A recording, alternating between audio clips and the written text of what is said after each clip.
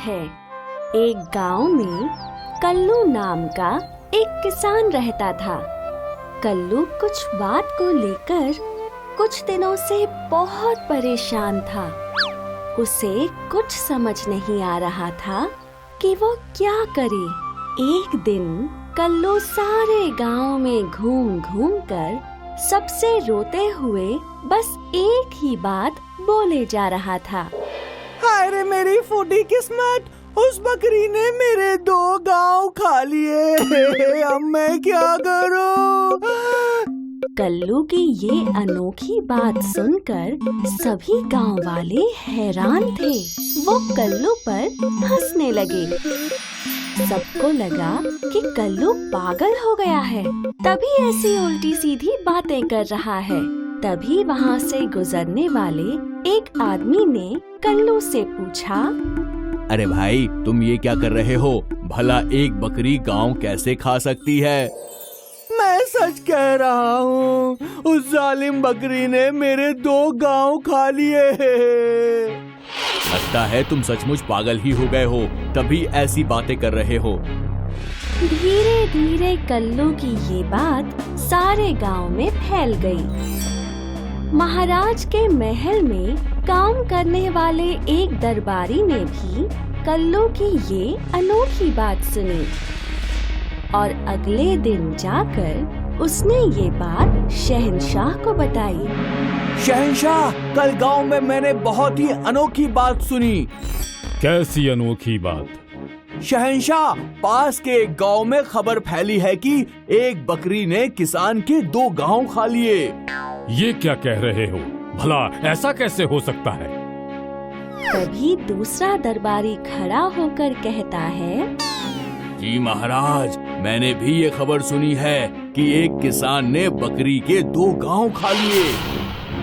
ये सुनकर महाराज बहुत हैरान हुए और बोले, तो ठीक है, कल उस आदमी को हमारे सामने पेश किया जाए जिसकी बकरी ने 2 गांव खा लिए हैं।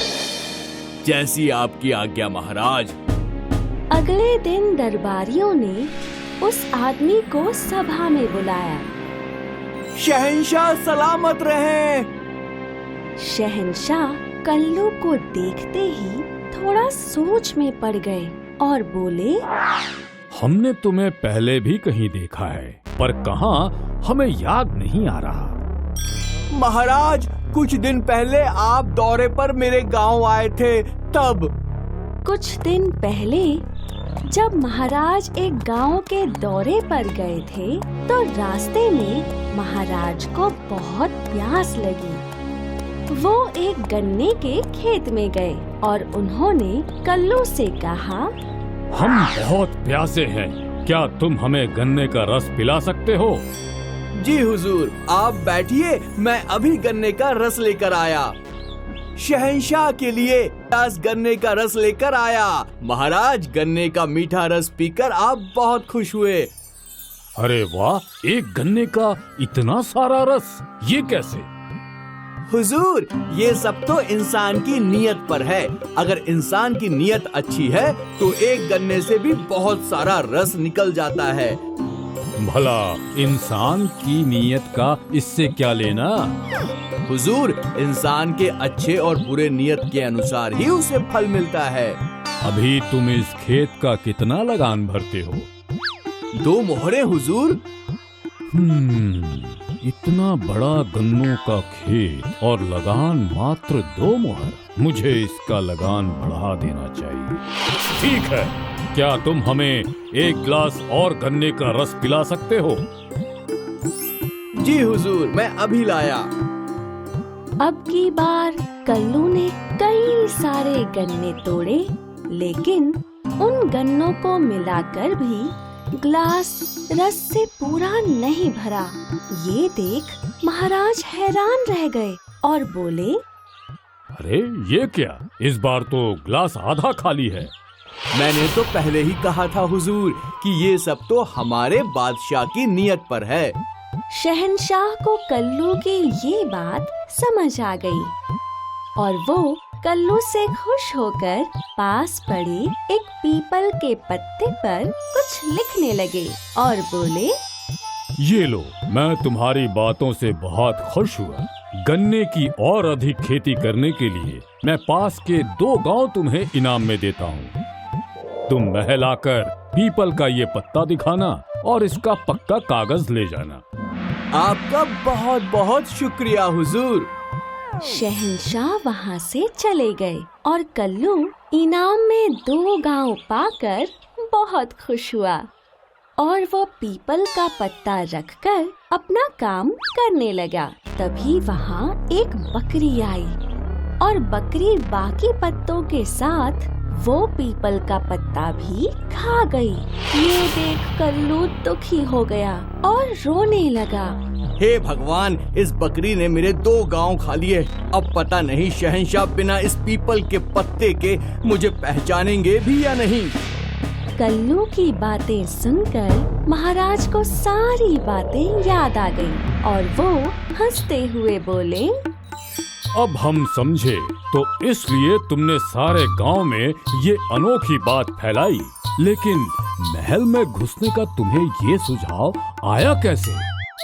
महाराज, ये सुझाव तो बीरबल जी का था, जिन्होंने मुझे ये तरकीब बताई। हम जानते थे कि जरूर ये बीरबल ही होगा। अब हम तुम्हें तुम्हारे वो 2 गांव वापस देते हैं, लेकिन इस बार तुम उस गांव को बकरी से दूर ही रखना। शहंशाह ने कल्लू को दोनों गांव वापस दे दिए, जिससे कल्लू बहुत खुश हुआ और शहंशाह ने बीरबल की इस तरकीब की खूब तारीफ की। एक बार की बात है, शहंशाह अकबर ने अपनी माँ का अनमोल कंगन अपनी बेगम को तोहफे में दे दिया। रानी उस बेशकीमती खूबसूरत कंगन को देखकर बहुत खुश हुई। जहाँपना, ये बहुत खूबसूरत है, इसे मैं हमेशा अपने पास ही रखूंगी। मैं बहुत खुश नसीब हूँ जहाँपना, जो आपने मुझे इस बेशकीमती तोहफे के लायक समझा।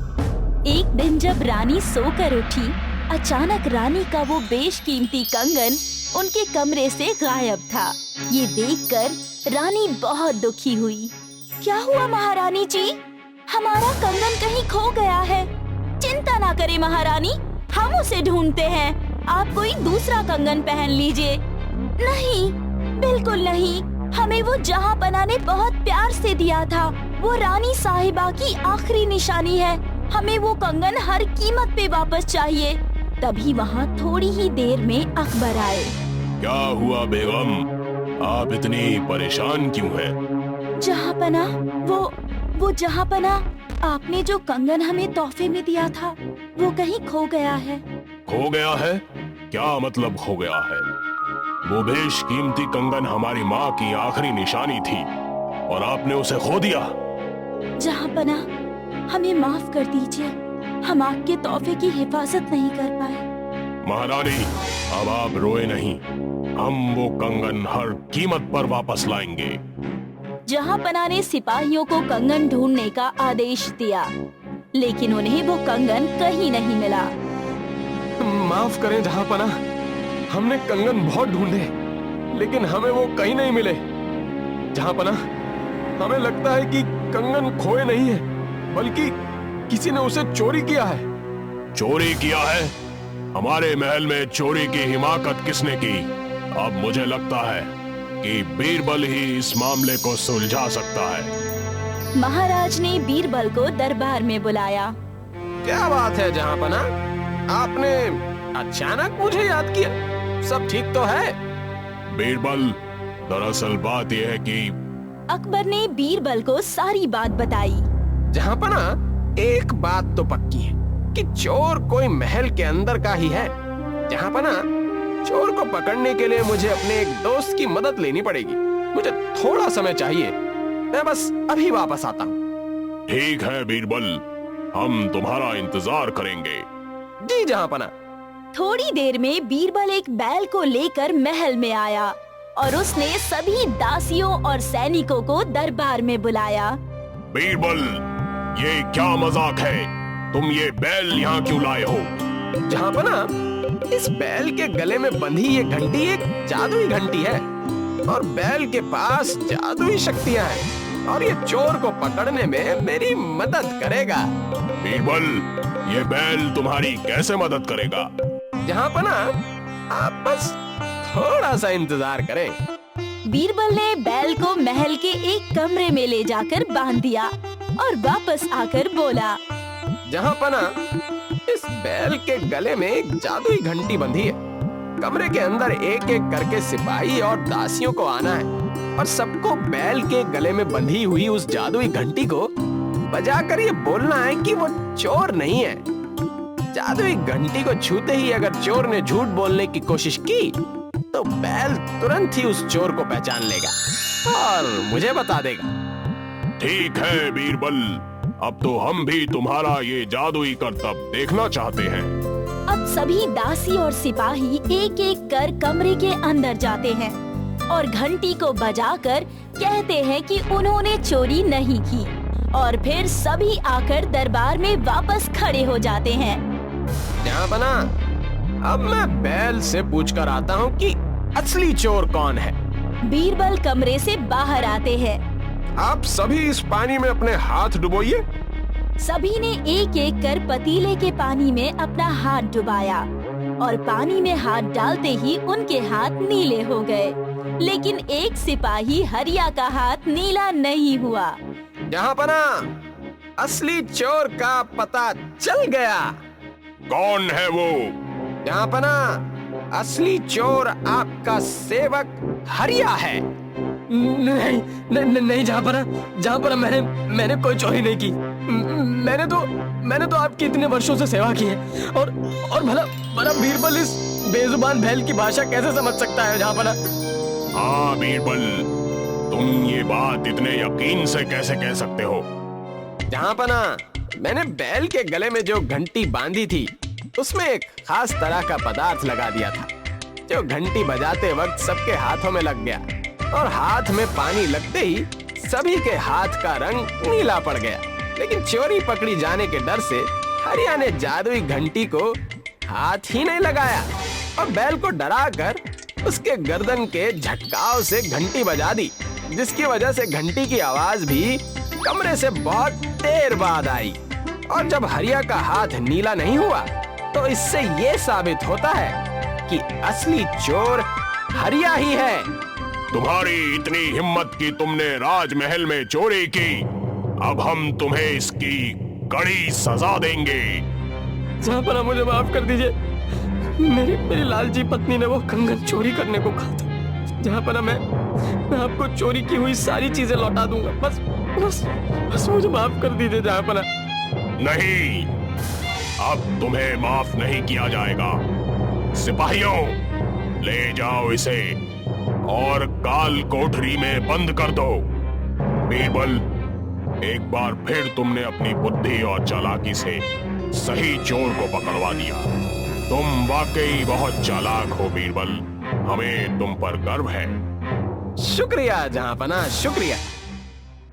एक बार बादशाह अकबर ने बीरबल को दरबार में बुलाया और उनकी बुद्धिमानी की परीक्षा लेने के लिए कहा, बीरबल, कुछ दिनों से हमारी तबीयत ठीक नहीं रहती, इसलिए वैद्य ने हमें एक खास जड़ी बूटी दी है और कहा है कि इस जड़ी बूटी को बैल के दूध में मिलाकर पीना है।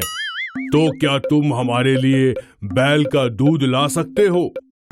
अकबर की अनोखी बातें सुनकर बीरबल समझ गए कि बादशाह अकबर उनकी परीक्षा ले रहे हैं और बीरबल बोले, जी जहाँपना, लेकिन इसके लिए मुझे कुछ दिनों का समय चाहिए।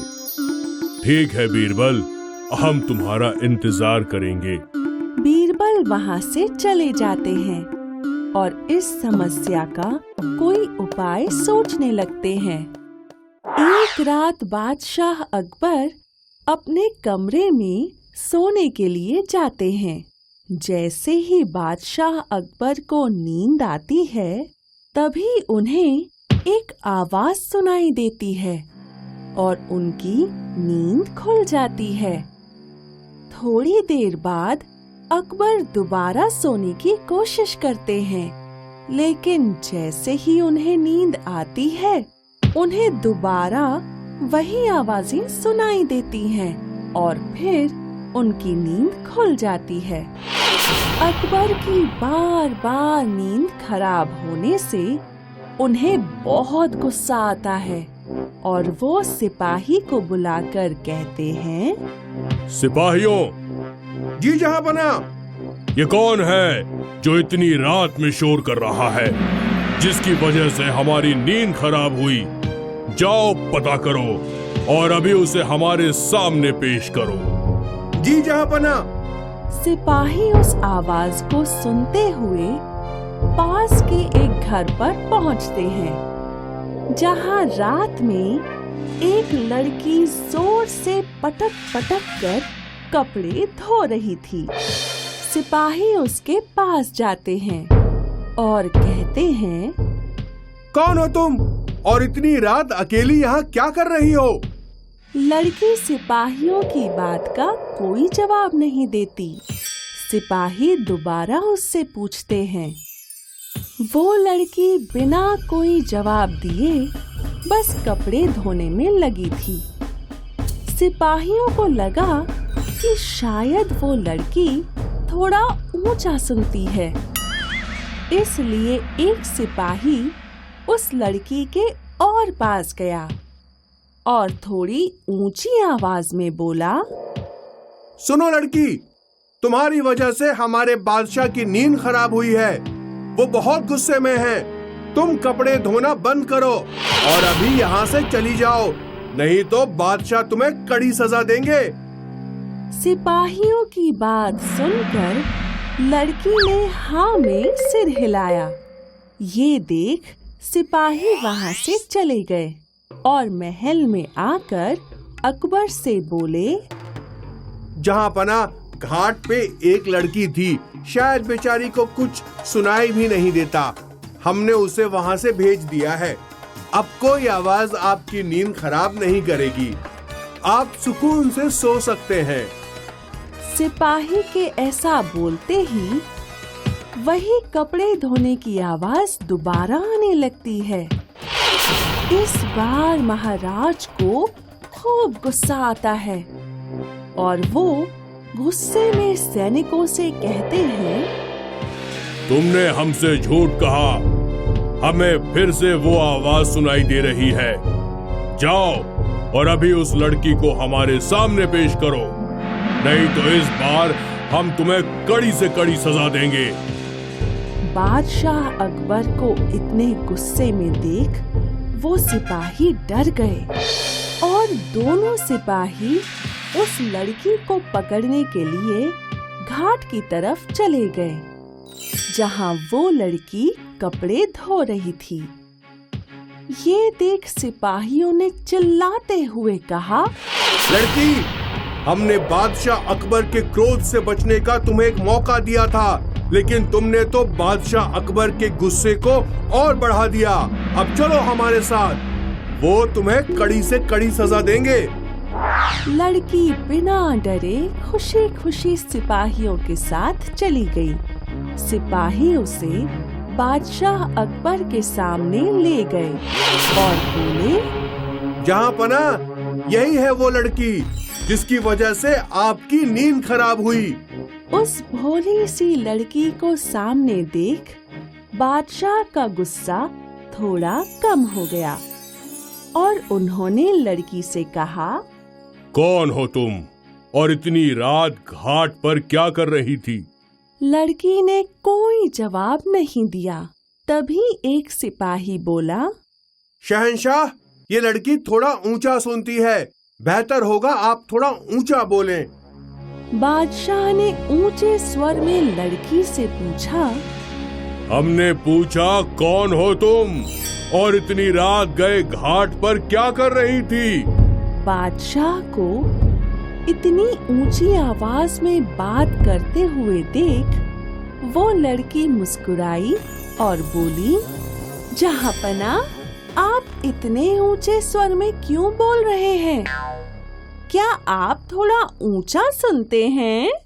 लड़की से ऐसी बात सुनकर अकबर को गुस्सा आ गया और वो बोले, तुम्हारी ये गुस्ताखी कि पहले तुमने हमारी नींद खराब की और अब कह रही हो कि हम ऊंचा सुनते हैं। हमें जवाब दो, इतनी रात गए तुम कपड़े क्यों धो रही थी?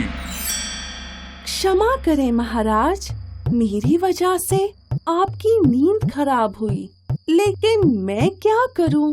मेरी माँ मायके गई हैं और मेरे पिता ने आज ही एक बच्चे को जन्म दिया है, तो कल उस बच्चे को साफ कपड़ों की जरूरत पड़ेगी, इसलिए मैं इतनी रात को कपड़े धो रही थी। लड़के की बात सुनकर अकबर सोच में पड़ गए और हैरानी से बोले, ये क्या कह रही हो?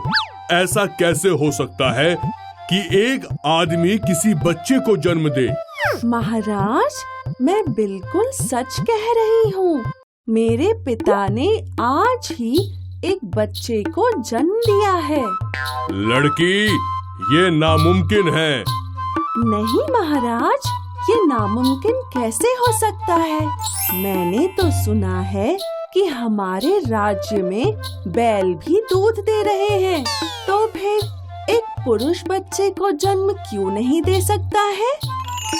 लड़की की ये बात सुनते ही अकबर को सारी कहानी समझ आ गई और उन्होंने मुस्कुराते हुए पूछा, तुम्हारे पिता का नाम क्या है? महाराज, उनका नाम बीरबल है। सुनते ही महाराज जोर जोर से हंसने लगे और बोले, तुम भी अपने पिता की तरह बहुत बुद्धिमान हो। हम तुम्हारी बात समझ गए कि ना बैल दूध देता है और ना पुरुष बच्चे को जन्म।